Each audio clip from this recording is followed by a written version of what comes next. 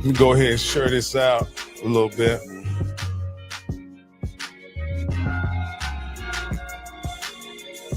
Did you post it in the groups? No, I didn't this time. No, I did. I need to. Yeah. I'll put it in there right now. Hold on. Yeah.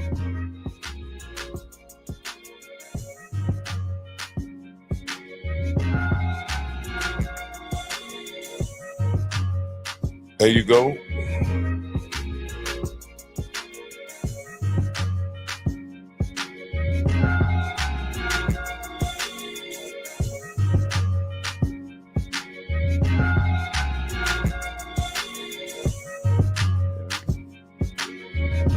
Hey, I think we got them all in there, Steve.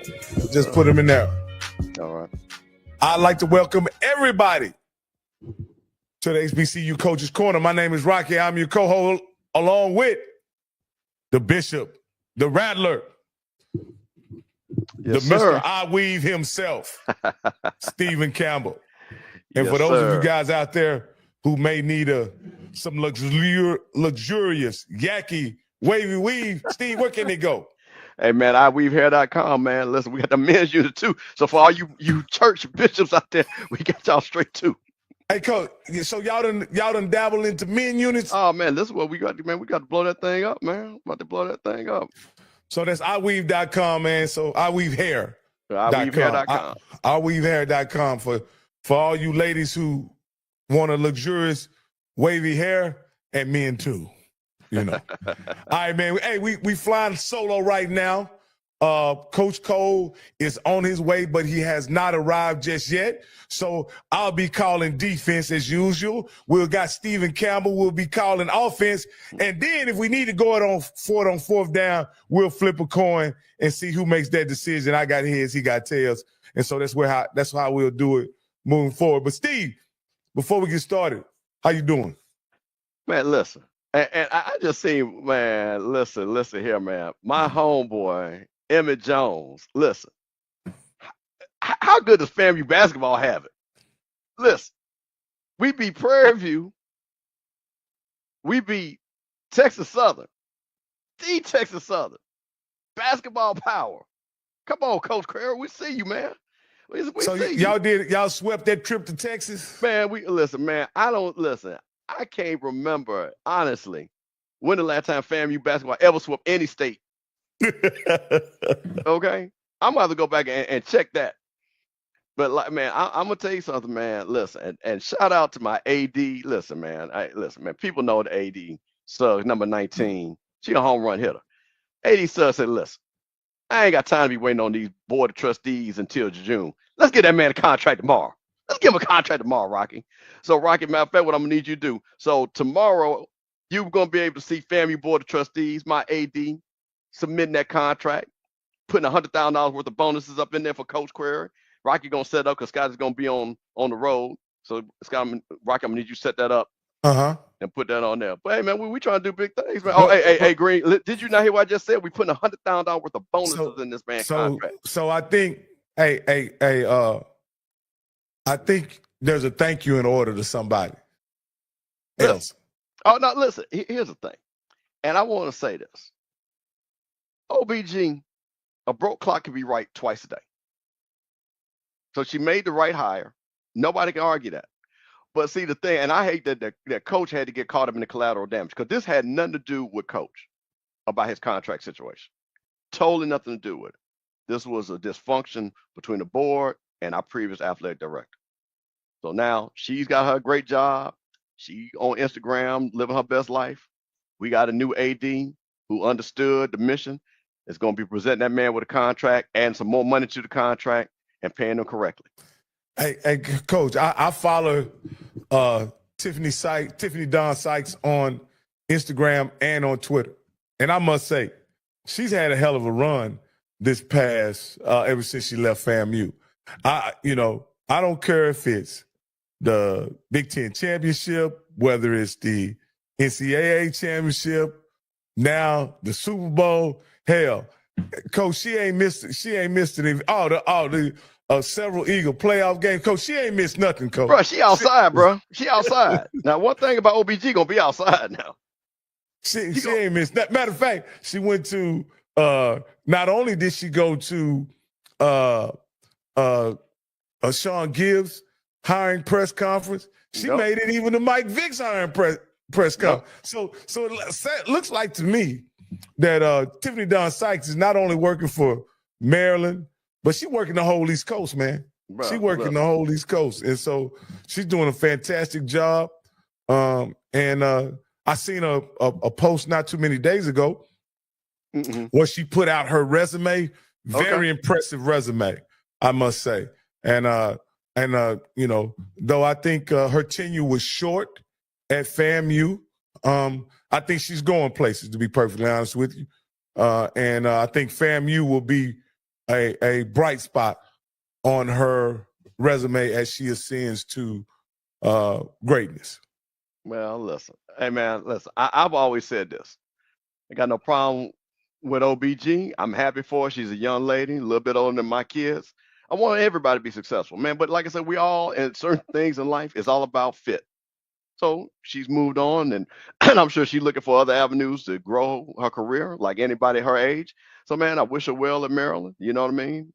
And that's it, man. Cause like I said, all that, like I said, and when I tell people, man, we done with that. You know what I'm saying? And that's why I hate when people be dragging her in there. Oh, look at what she did. Okay, man, listen, stop making posts about her, because she ain't even making posts no more. So you only keeping up stuff, and you know who you are. I've already called you out, so I ain't gonna say it no more.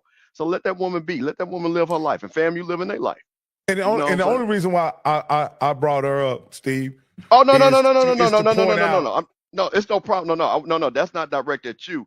But what you're telling more of a story to give context.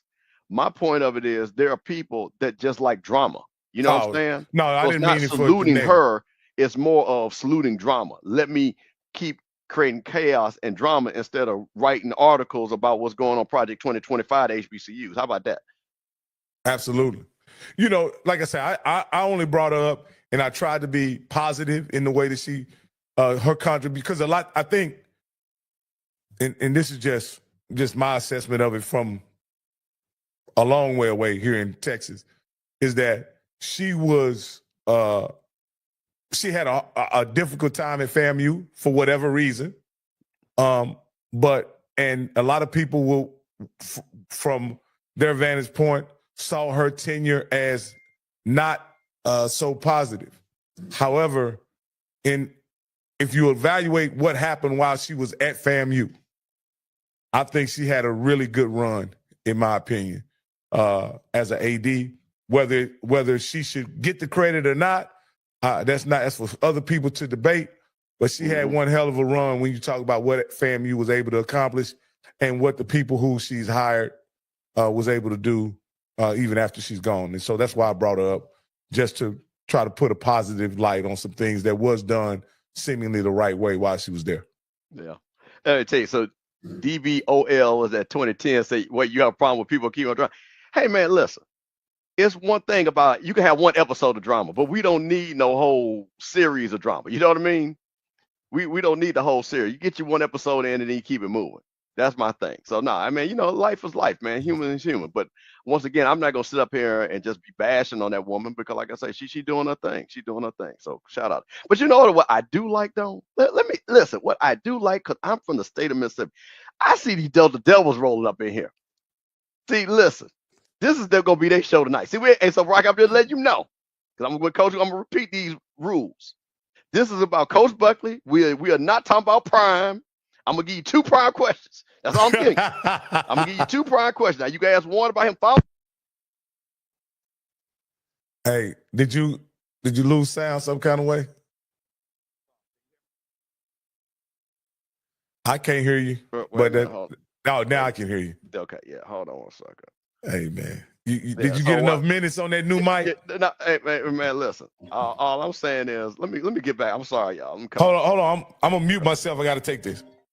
Okay, but I'm gonna say shout out to my Valley folks, man. Listen, those people is a proud bunch up there in that Delta, and like I say, no matter what people say, y'all always support your school. I appreciate y'all being here.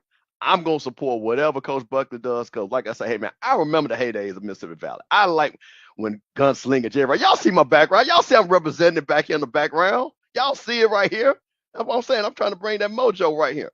So listen, man, we just want to, like I say, showcase Coach Buckley. We want the Valley people to, like I say, be excited about, like I say, next season. Like I say, Valley's been through some tough times and stuff like that. But hey, man, that school had a mission to teach teachers up there in the Delta. And they've been doing that mission for a very long time, Rock, and they do it very well. So, hey, man, I'm down with Valley. So, like I said, y'all say I got the Valley Grace behind me tonight. So, like I said, we ready to get it. We ready to get it, man. So, like I said, shout out to all the Valley people. So I'd like you to take a moment as you talk about the Valley Greats. Can you put into context, I'll put it like this, and this is from an outsider looking at Mississippi. Y'all largely ride together, right? Yep, we do. Y'all ride together. When you talk about Jackson State, I consider Jackson State as y'all professional football team for the lack of better, and I'm talking black people here. I'm not talking about whatever. So everybody in Mississippi has a connection with Jackson State, right? But when you talk about football in particular, there's one aspect that Mississippi has that is very unique to the entire football world, in that possibly the greatest football player of all time played at Mississippi Valley State. How about that? That being Jerry Rice. So tell me historically, how does that play into how people in Mississippi relate to Mississippi Valley versus how they relate to Jackson State? Well, here's the thing. See, this is why, as they say, things are different. You have the rivalries between the schools, Alcorn, Jack State, Valley. But when the guys leave those schools, then we all root for them. So when Steve McNair was doing his thing, it didn't make a difference if you went to Jack State, Alcorn, Valley. You're going to root Steve McNair. When Walter Payton was doing his thing in Chicago, guess what? Everybody would root for Walter. When Jerry Rice went and did his thing in San Francisco, everybody rooted for Jerry Rice, because you take pride, and like I say, and everybody knows, like I say, if you're from Mississippi, you know the struggle that is for those schools just to stay alive. And when you see these guys go to the highest level, because you're talking about between Walter Payton and Jerry Rice, maybe the top 5 players in the game, definitely top 10. You know what I'm saying? Because Walter, as they say, Walter is 5, he ain't 6. You know, when you're talking about all-time running backs, and then like I say again, depending on who you ask, and you talking about the GOAT with Jerry Rice, and then like I say, you talking about Steve McNair, who won an MVP. And like I say, everybody said if Jeff Fisher would have let that boy play like he played at Alcorn, he would have broke all the records. So man, it's always been that pride. And I'm gonna tell you this too, and this is the same thing even when I'm gonna talk about this Coach Buckley. If you ever go out of town and you see somebody with a Mississippi tag, you just naturally speak to them, like, where you from? That's just what we do. That's just what we do. So it's a lot of pride. Nobody ever, like I say, Alcorn and Jack State, they have their very intense rivalry. Jack State and Valley has a very intense rivalry. But when, as they say, we know them against us, especially in that state. And all of us don't, like I say, again, it's a little bit newer. I think some people starting like Ole Miss. But when I was growing up, it was Jack State, Alcorn, and Valley. And you got to understand, I was at there with the Valley was at their superpower. So that was just beautiful to see as a high schooler, to see all these great players come through. And I'll tell you this, and this is, withstanding, it's hard to get a better 3 players in the history of the NFL than Jerry Rice, Walter Payton, and Brett Favre. Like, when you really think about it, to get those 3 all-time great players, like, there are guys from Texas, but I don't know that we can assemble 3 players, as a Texan, I probably can put, I don't know if we have a quarterback quite as successful as Brett Favre. Well, Patrick Mahomes, we can take him. And then when you look at running back, we have a couple guys. We have Eric Dickerson, but they don't. But look how big your state is, though. Yeah, That's the thing about it. And then when you look at wide receiver, I don't think anybody matches up to what Jerry Rice has done. So when you look at that, any state in the United States would be hard pressed to put up 3 guys as formidable as Brett Favre, Jerry Rice, and Walter Payton. And, you know, to think about, they all coming out of what we consider a very small state. Yeah, it is. It ain't no consider it is. You got to understand something. That state got, what, 3.5, 4 million people? Shit, the city's got way more people than that. So that's what's so amazing. And that's why I think that there's a lot of pride when you see those guys, you know, come out of those schools and things like that. So it's always like that. So, yeah, man, it's super exciting to see that. And you know, you look at guys, you know, you see A.J. Brown, you know what I mean? He's from Mississippi. Chris Jones, he's from Mississippi. You see those guys, you know, performing at a high level. I saw Chris Jones shake his. I got to get off Chris Jones, though, but I saw him shaking Trump hand. He was out there. I don't know what that was about, but, you know. But, you know, you see these guys and you root for these guys, you know, and that's every state, you know what I mean? But it's just a little bit different from the state of Mississippi because you know the challenges that when you lead that state, what people are going to say, and then you just have to represent. That's why I very rare I've ever seen somebody that's from the state of Mississippi that's not successful. I just tell you. Straight up. You're absolutely right. And I'll tell you this, the guys that I served in the military with and have worked with from Mississippi, they're some of the hard workingest guys that I've ever had an opportunity to work around. And so, like I said, they've always represented themselves well. They always been rather, you know, other than you, Steve, a lot of guys in Mississippi are hard to understand. But well, Steve, that's where I'm gonna tell you what's funny about that. Like I told you, I originally was raised in DC. My father passed away. I moved to Mississippi. But after that, I went to Florida A&M, and I've been in Atlanta for 34 years.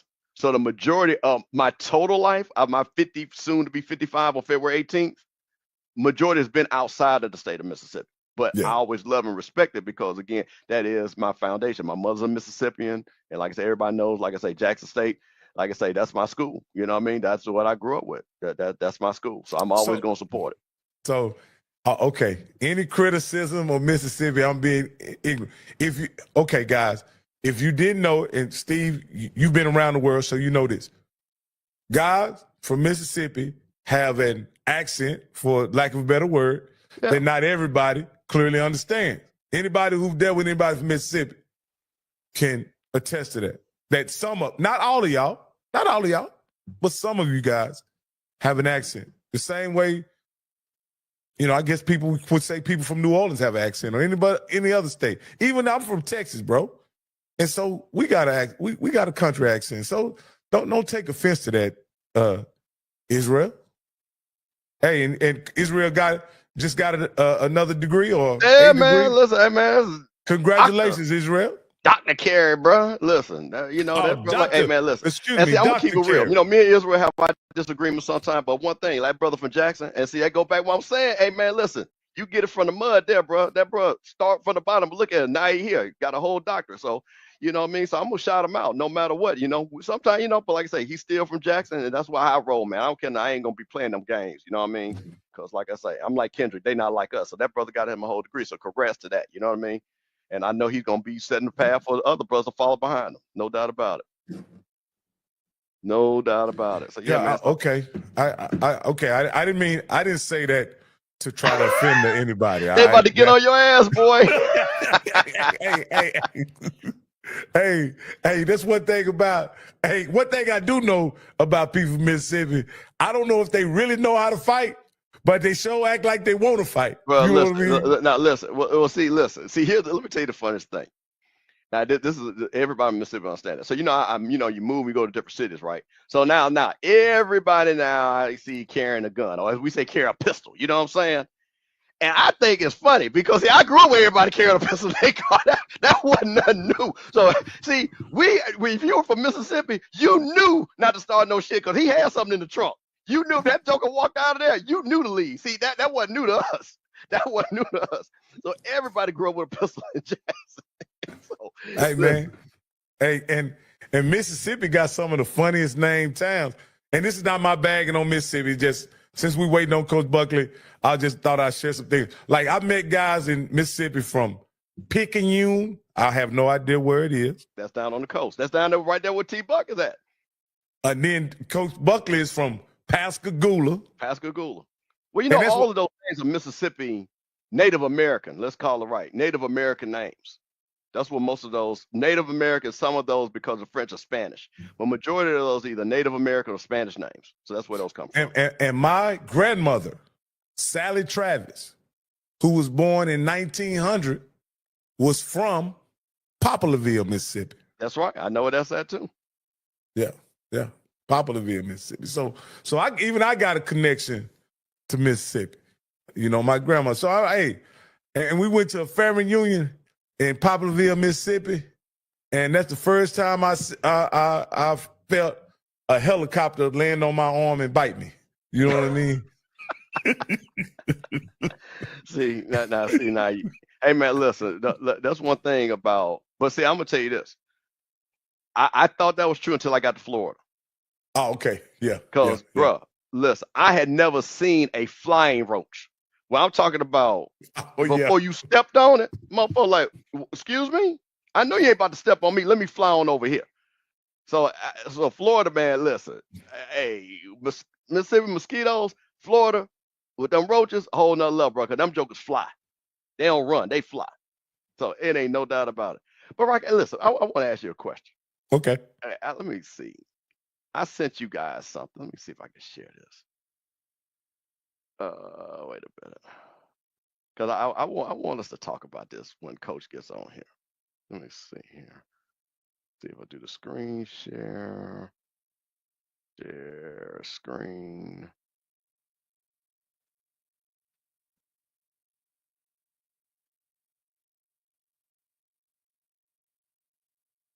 There we go. Is that coming up right there? Takes a second. I thought I was saying. Can you see that screen? Yeah, I'm okay. sharing. I want to talk about this. Chicago State University, predominantly black public university of Chicago, one step closer to adding NCAA Division I college football team. And now they've already lost a search for his first football coach. What do we need to do to get Coach Cole this job? What do we need to do? I want people in the chat to say what we would need to do to get Coach Cole off his soapbox and go to Chicago, dress down, and lead the next group of young men to be coach. That's what I wanted. Hey, Coach, that city and that school, I don't know much about the school, but I know a lot about, I've heard a lot about the city. That would be a great match, right? And the way Coach likes to dress, you know what I mean, and be clean, right? I think that fits right in with what he could do. And Coach, he's a winner. It's not many that programs that that start up get a chance to hire a winning coach, and that's something that Coach Cole is. He's a winning coach. So, I think you're on to something, Coach. I think you're on to something. Hey, man, listen. You know, you got to think about it, right? He's a SWAC championship coach. He has coached on many different levels. He's originally from the Midwest. Yeah. So he's got Ohio ties, and he dressed the part, man. Dressed the part. So get your coach that's under, you know. And then the thing about it is, no matter what happens as he builds the program, he's not worried about his overall record and standing. No. Where he's at in his coaching life. So he can go and try to build that program, not worrying about the pressure of trying to get the next job. And I think, hey man, I think that, you know, that coach could do it. I think that coach could do it. So, you know, we gonna get Coach's resume on here. You know, hey, Coach, they not gonna be in a conference, so he could book a schedule where he play all the celebrity coaches. He could book Deshaun Jackson. He could book Michael Vick. He could get Eddie George. He could get he could even put Dion on his schedule if he wanted. You know what I mean? And you know what? And with that being said, that leads me to my second thing. And shout out to my nephew, Blue. Let me see. Did this just come up? Hold on, let me see. Okay, right here. This school right here, in a surprising move, North American University shuts down the football program for 4 seasons. Stallions came on national scrutiny after the game broadcast by ESPN. Prairie View had them scheduled to play North America for homecoming. So see, Rocky, Chicago State could be the homecoming opponent for everybody. Oh yeah. Oh see, yeah. so Coach can take them and they could go on the homecoming tour. You see what I'm saying? He could be Norfolk State, Delaware State, Jackson State. Hey man, Southern. Hey man, come on, Southern. I Prairie View. So Blue, correct me if I'm wrong. When they in those provisional kind of teams, when they field a team, I thought they weren't in the conference till they officially get in the conference. But I mean, because I've seen a few teams in Texas launch programs, and when they first start, they get to schedule whoever they, you know. But you correct me if I'm wrong. But yeah, that's definitely an interesting opportunity for Coach there. When Coach comes on, he'll be on shortly. I'm just wondering if he would take a startup job. Well, I'll put it like this. I'm sure if the price is right. Man, listen, Coach gone and get there and take that job and be in Chicago, living his best life. And you know what? See, this would be great for Coach. Because see, then Coach could come on here every week and then talk about his doubters. You know what I mean? Because Yeah. you know, Coach gonna get one win, them big. You know, he gonna get somebody's soul. Yeah, he gonna what they used to say when we was growing up, Steve.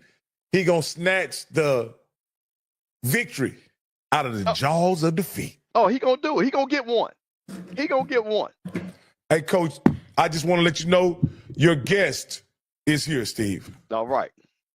Let's man, listen. Let me do this introduction right.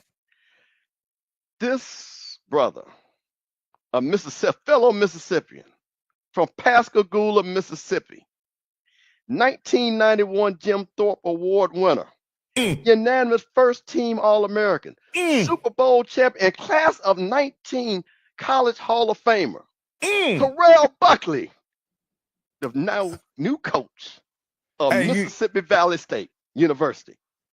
What's going on, Coach? Hey, that's a great introduction. Everything is going well, man. I appreciate it. We're just a long day over at the office trying to get some stuff done. We're feeling pretty good. Now, Coach, now listen. I'm going to set some ground rules for you, okay? Like I told you, I'm from Mississippi. So we're here to talk about you. Now, you know you follow some legends, and you guard some legends. So I've told them they got 2.5 prime question rule, okay? So that's all they got, Coach, because this is not about prime. This is about my homeboy from Pascagoula, Mississippi, that is now coming back home and coaching a state school that he grew up and I know about. Which leads me in, Coach, you see I got my background right here. Yeah, I see it. You got my background right here. Now, I'm a year older than you, and I shout out to my boy Goo that hooked this up. You know what I'm saying? Yes. Shout out to Goo, because let me just say, I know you probably, because again, you meet so many people. So I'm a year older than you, and I know Goo. And Goo said, hey, man, there's a guy from Mississippi that's coming to play for us. I said, oh, yeah, I'm going to hook you up and meet you. So Goo introduced us when you were a freshman. And I had a black truck, had, a Mississippi tag. You'd be like, what's up, homeboy? We see each other. Mississippi got to talk Mississippi and everything. So, man, you was always a humble brother and things like that. But, Coach, here's the thing. You grew up in Mississippi. You saw Jerry Rice. You saw Willie Titan. You were down there on that coast, but we all saw that greatness. So, for you being a high school football player and you now becoming a coach, what did you know about Mississippi Valley, and why are you so excited to be the coach of Mississippi Valley based off of this picture behind me? Man, I know a lot about Valley, obviously growing up in the state, and with Tyler and Bryce, who I've stated before, I think is the greatest football player ever. The excitement of what they was doing up here, right? Being from the coast, seeing them throwing that ball around, scoring touchdown, throwing them arms up in the air. That's the type of ball that I always wanted to play. And when I got an opportunity to play that type of ball in high school and then in college, you always remember, okay, where did that start? Where did you get those type of ideas from? And it started from here, watching those guys play ball. I mean, pure excitement. That's what you want. Now, Coach, one of the things, and you come to Florida State, you guys in '88 won the state championship in Mississippi. That was my senior year because Yeah. y'all boys had a whipstick. And Rocky, Yes. let me tell you something about it. And coach is going to understand that. And I really want people to understand the level of talent down there. You're talking about Pascagoula, Picayune, Moss Point, Gulfport, Warren, Harrison Central, Biloxi. Don't forget Biloxi. about Biloxi. And mind you, this is and not only were they good in football, Chris Jackson was down there, Yes. Laterro Green. So them boys was just athletes down there. They were just athletes, and then they would come to Jackson and whoop somebody Jackson team ass, and then take their ass up back down to the coast. And the thing about this is before the internet, so you would read in the paper, in the Clarion Ledger, them boy putting up 45, 50, 60 points on people. So you come to Florida State with that Mississippi bravado, but there's a guy that just left, named Prime, and you come in, and basically they put you in that position. So how did that feel? And you knew that you had to follow up. So this is the one Deion Sanders question, because I think it's so important about your confidence and you becoming that guy, because you became that guy quick. You not being funny. And Rock, I was in Tallahassee, and he's gonna be modest. Hey man, but he made people forget about Prime. He made people forget about, and I'm talking about in a good way, no disrespectful way, because of the level of play. That's why he was an All-American. So, Coach, talk about that a little bit. Well, Deion was one of the reasons I went to Florida State. People don't realize that I met Deion in New Orleans, the Sugar Bowl, when they beat Auburn.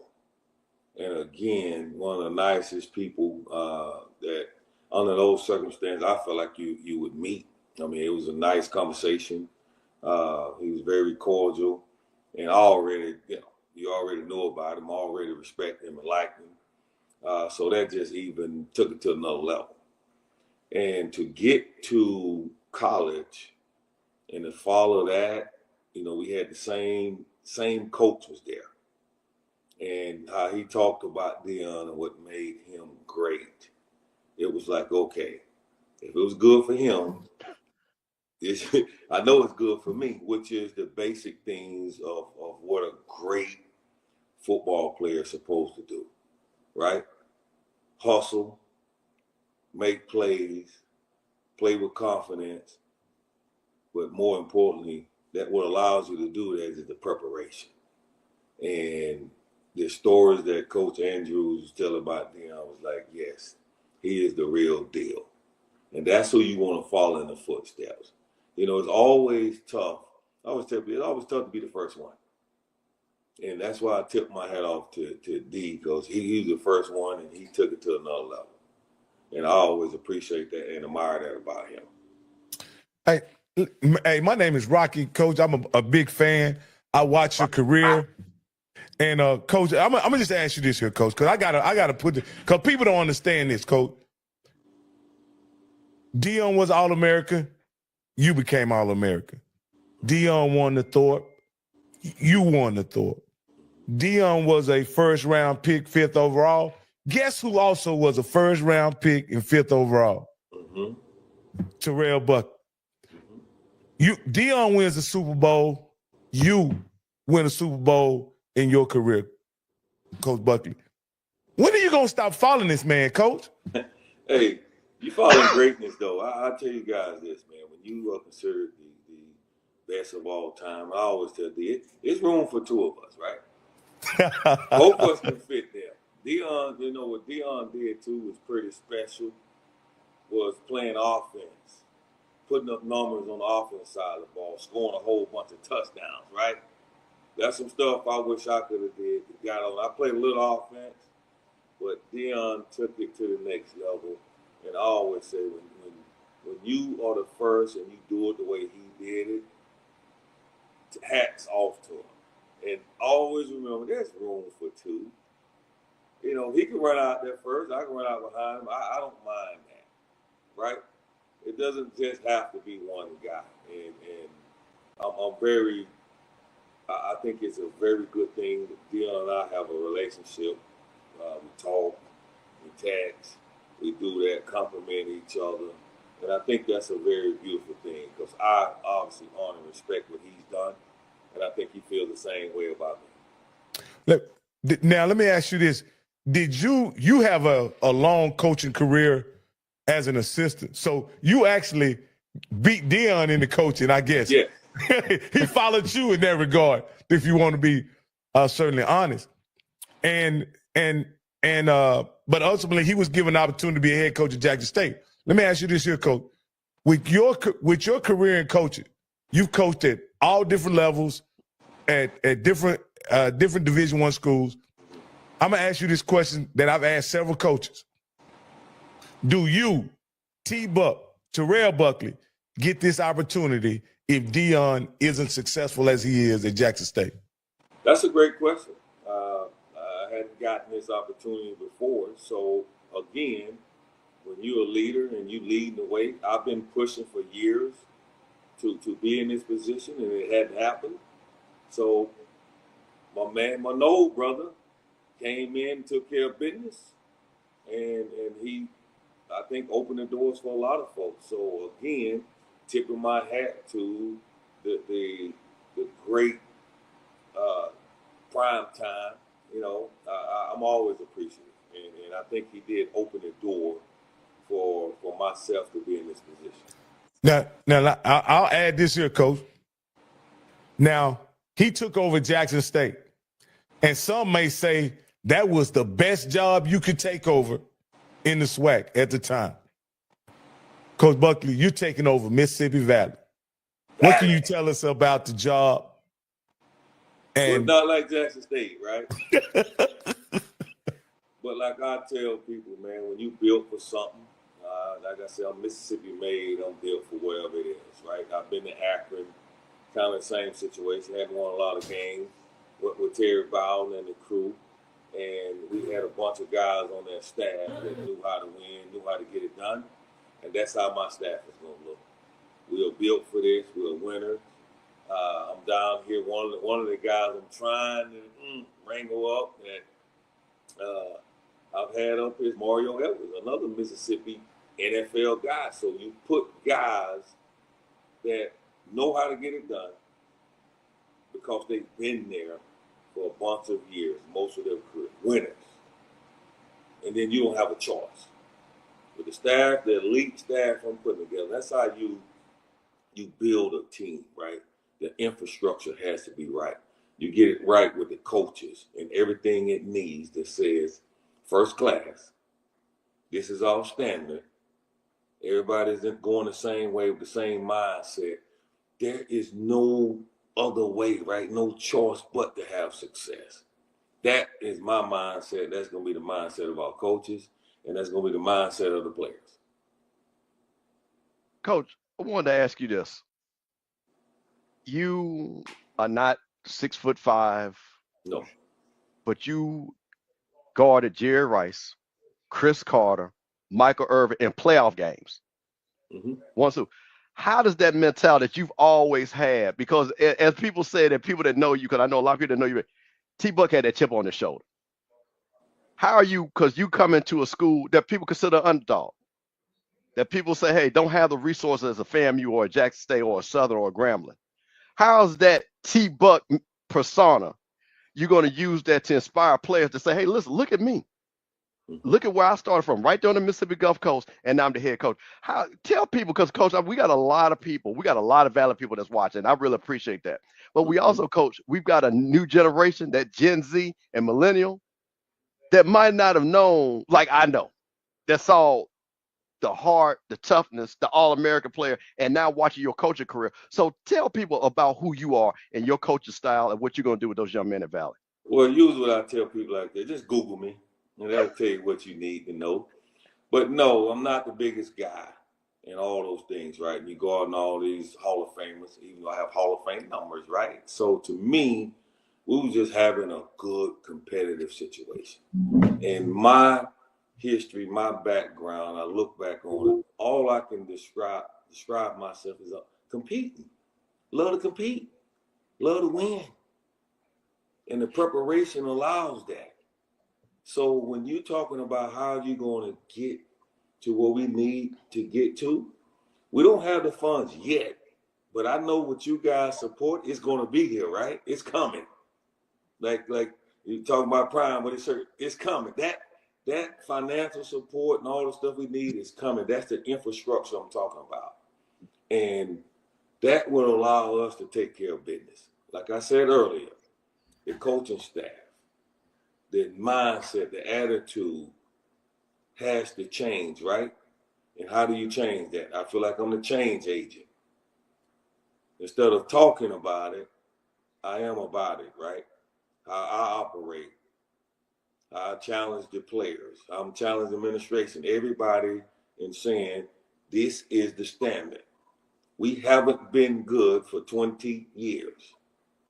If we want to keep doing the same thing, this is what we're going to get. Y'all hired a guy in here that I'm not used to this. I never get used to this. I never accept this, right? This is how we're going to operate. First class. Show them this beautiful campus. I want to fill it up. The beautiful stadium, Totten Rice Stadium. I want to fill it up. So how do you fill it up? You produce, you give them a product, you put a product on the field that's exciting. You get the talent. Without talent, you can't do anything, right?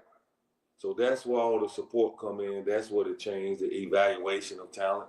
This is probably what we did as a staff, 4 coaches. All the coaches are not here yet, but in 8 days, man, we got some players. We got size, we got speed, we got playmakers. And more important, we got the type of kid you want, right? If I don't have to worry about you off the field, you're going to take care of business on the field. We got some guys with 3.0 GPAs, graduating like really high in their class, great character kids that are ball players. And everybody say, dog, that everybody that I can use, I don't really like using that. I'm like, our competitors will compete whether it's cold. Yesterday we had a workout. It was cold up here. It was cold. They out there, coming to player had their hand in their pockets, and they tried to put the little things on their head. Oh, no, I'm coaching. I'm not playing ball no more. I can put my hands in my pocket, and I can put something on my head. But you out here to work. Y'all out here to work. Take that off, and let's get to work. And they did. I've been, it's been good so far. So it's been different for the young men, and I want them to realize that it is different. There's a different sheriff in town. His name is T-Buck, Coach Buckley, whatever they call him. Well, Coach, I'm going to say one thing. Now I'm going to introduce our host of our show. Now, Coach, one thing, if you ever watch this show, I'm the money guy. The first thing I'm going to say, hey, man, listen, I'm going to tell people to give you some money, Coach. I am legendary. So before we get off this, we going to get all the information. Because like I've always told people, the only way you're going to be successful, that's why I tell all these other alumni from these schools, I don't want to hear nothing about you want Coach Buckley to win unless if you prove it to him. Give him some money. Give him some money. Prove it. Because that's what we want. We got different ways we can get it. Coach T-Buck. V Club, we do PayPal, we do it all. Bring it. Coach T-Buck, I want you to understand, the only win y'all got last year was against them FAMU Rattlers. Now see, so don't let him soften you up, Coach Buckley. Don't let him soften you up. Coach, he had to go mention that and everything. But see, Coach, here's the good thing, Coach. Because I'm a Mississippian, that Coach, you could use that as recruiting. See, look at what we could do. We can beat the defending national champ, but I'm here. We're gonna win more games than that. So, Coach, use that as whatever you need to support your team. Well, I'm gonna tell you all this. What I believe, this is a new era, right? We ain't watching last year. We don't care nothing about last year. I told the players, they like, Coach, you see him take. No, I'm not looking at it. I'm not looking at that. I don't care nothing about that. It's now. What are you gonna do now? We have the eyes to see the coaches, everybody. We know what it takes. We know what it should look like. I don't need to look at that. So we can burn that tape. Okay, y'all beat the Rats for that. Okay, that's fine. We're not throwing parties after we win regular season game. We're gonna throw a party out that Celebration Bowl, right? So we come in there and handle business, and it's gonna become normal around here to take care of business. So that was the first meeting. Well, Coach, I'm gonna keep pointing to the picture. It was normal for those guys. So I don't want nobody to say it can't be normal again. I'm gonna keep pointing at that picture. So, Coach, listen, let me introduce Coach Johnnie Cole, SWAC coach, your former coach of Texas Southern. Coach, this is our coach. Now, Coach Buckley, listen. Now, Hey, hold up. Let me say this, Coach. Let me tell you this. On a cold fall day in 1985, he once threw 6 touchdowns. What? Against Mississippi Valley and still lost. Still lost. Still lost. Hey, Still I'll lost. take that win. You can have them 6, man. I'll take that win. No, that's Johnnie Cole, TSU legend, swag legend. And he also, again, did I tell you that he threw 6 touchdowns playing Jerry Rice and Willie Todd? Coach, how you doing, Coach? I'm doing great. How you doing? How you doing? Good. That arm, you put some ice on that arm, man? Look, it stay ready. It stay ready. I still need about 2 or 3 hours. You know? Okay. Not from the hash show to the close side of the field. Okay. I Coach, like that. We got a friend in common, a guy named Larry Lee. Yes. Mr. Lee was my GM. Yes. In the XFL. Yes. He actually Great, from great my guy. hometown. He played with my brother. Him and my brother were some of the top football players in the nation when they came back. That's big sexy, huh? Well, Coach, how man, I've been in these situations before. I took over at Lane College, and they hadn't won in several years. Took over at Tennessee State, hadn't won in 10 years. Alabama State, 10 years. What are your first 60 days that you working and how you going about doing it? I mean, meeting everybody, right? I've been doing this alumni, donors, boosters, trying to let them know what we need. I've walked this campus several times. I've met the administration. Today's example, I spent about 2 hours over at study hall trying to make sure that we had that right. Because the theme of this, again, I keep saying, education, if I want to worry about you off the field, taking care of them books is the #1 priority, right? So how do I do that? I'm going over there to make sure that they understand that that's my #1 priority. Meeting the people, just walking, meeting, shaking hands, letting them know that it's here, right? Meeting with the players early in the morning, setting those standards. But what I don't want to do, what really used to get me, player and coach, is you do all that talking, but your action doesn't match. And so I want to make sure they understand I'm not going to do all that talking, but my actions, I'm going to show you with my actions, right? Mm-hmm. So just being involved and letting them know that I actually, this is not something that I talk about doing, that I like doing. It's me. Just like when we talking about what made you tick as a ball player, I didn't talk about being a playmaker. I didn't like being a playmaker. I was a playmaker, no matter who I was playing. That was my attitude. Playing, greatest football player. Oh, Rice, he gonna make his plays. Guess what? I'm gonna make mine too. Mm-hmm. My job is out there to just stop you. That's our attitude here. We're not out here just to run guys out on the field. Them 63 coming in there are coming to play ball, and we coming to win. We come with an attitude. And when you get through playing us, you're going to know you played. You're going to know you played a team that played hard, and they knew what they was doing. Yeah. Well, first, I forgot. I think I want to apologize because I was a little late. You said your coaching staff. You know what I would say to that? Yes, sir. Yes, that costs you, right? And you might not even be able to come in. Right now, if you late, their doors closed. You're not coming in.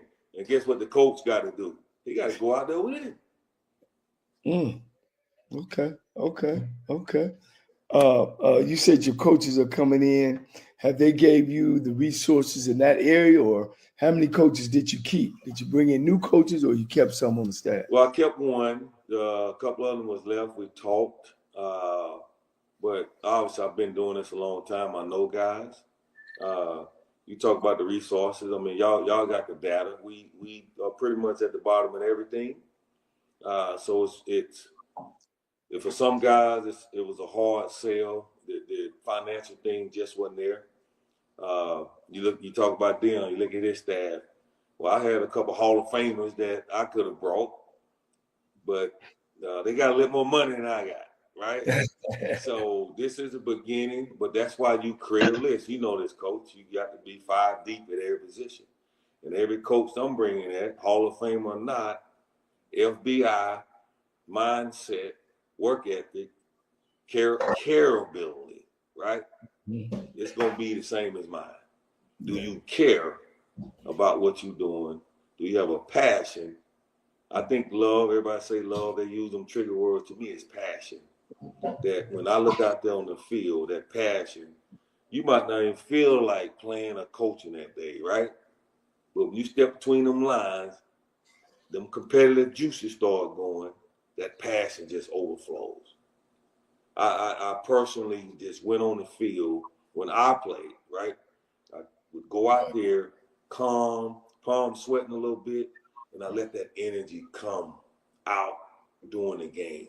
I don't need an energy in the locker room, throwing myself against the wall, banging my head, turning over Gatorade bottles. We don't need that. I need to see that on the field. Yeah, Coach, I've been in the SWAC for 40 years. And I've seen, matter of fact, I played during the Rice and Titan days. Mm-hmm. What do you say to the people who's listening to this show and said, man, we've heard this before. What separates you and what do you think that name 3 things that you think you need to come in there and do?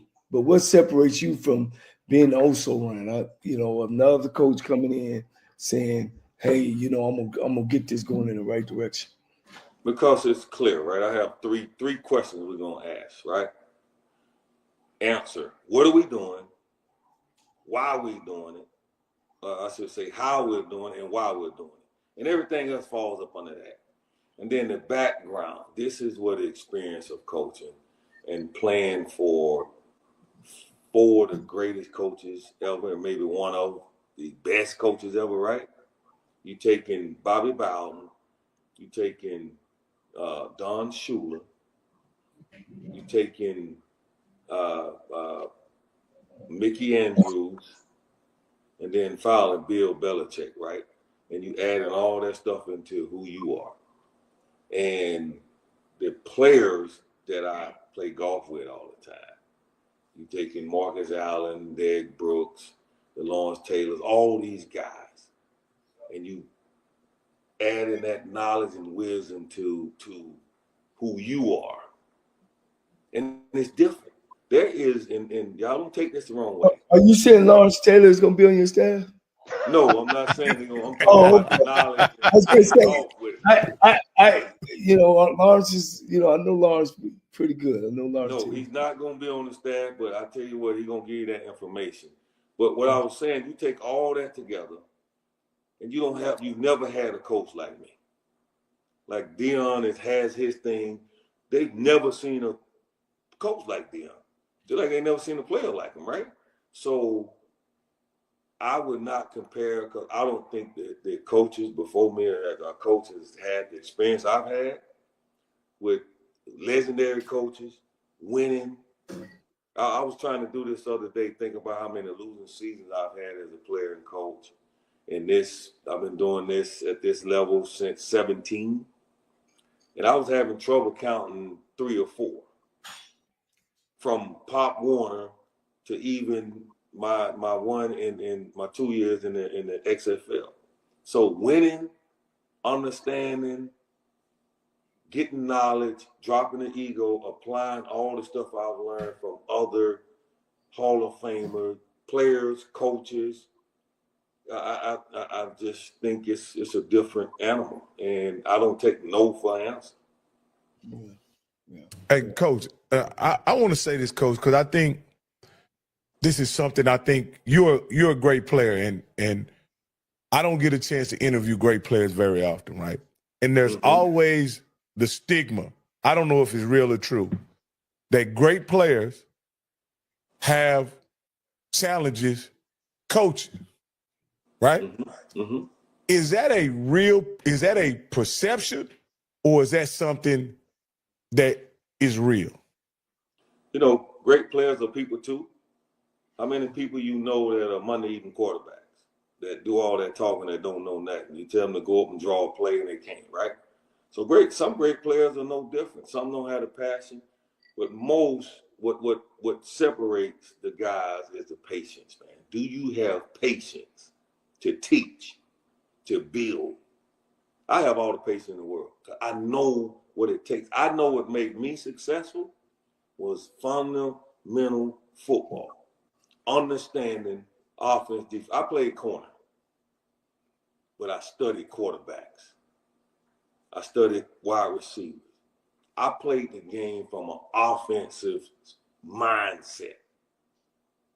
So can you teach that? Can you sit there and teach bump and run at corner and do the same technique? Because bump and run, when you bump and run in that corner, you win at the line. So everybody say you win at the line. Get your hands on. They call it bump and run. And I watched 95% of the players run out of there, open the gate, right? And then the coach be like, oh, you can't do that. You got to chase them down and look. And then I never see them teaching the proper technique. Walk through, catch the ball. You're going to make the what do you say, put them hands in them suction cups, right? It's things that you have to do. Do you understand the game? And do you have the patience to teach? Well, right now, 95% of the people, coaches probably teaching schematic stuff. Well, your scheme is not going to be any good if they don't know what they're doing. If they can't line up, they don't understand situational football. Break down the field. I ask guys, what's the width of the field? Like on right now, if I ask the audience, what's the width of the field? How many people know? 53 and a quarter, ain't it, Coach? It's like 47, right? What about from hash to the numbers, the sideline? You got me there, Coach. You got me. So you divide that, right? You go field. Is it 100 yards, 110 yards? All those things will be taught, and the only way you can get that across is through the patience, right? Yeah. Coach, let me ask you this. Let me ask you this. You were at Ole Miss. You were at Mississippi State. You were there when the portal opened up. I'm going to keep pointing to these guys. Recruiting is going to be a big thing that you're going to do. One thing that Valley has been able to do is find diamonds in the rough. Again, we don't want no diamonds, bro. We want ball players. Okay, well, good. I'm going to let you define it. With that being said, what is going to be your strategy?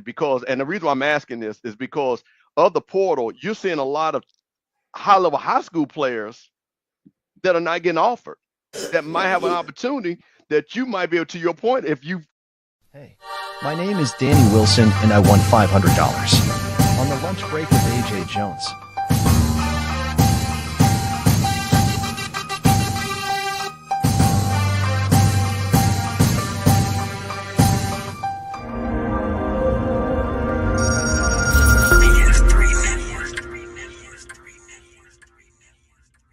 BS3 Network, changing the way you watch TV.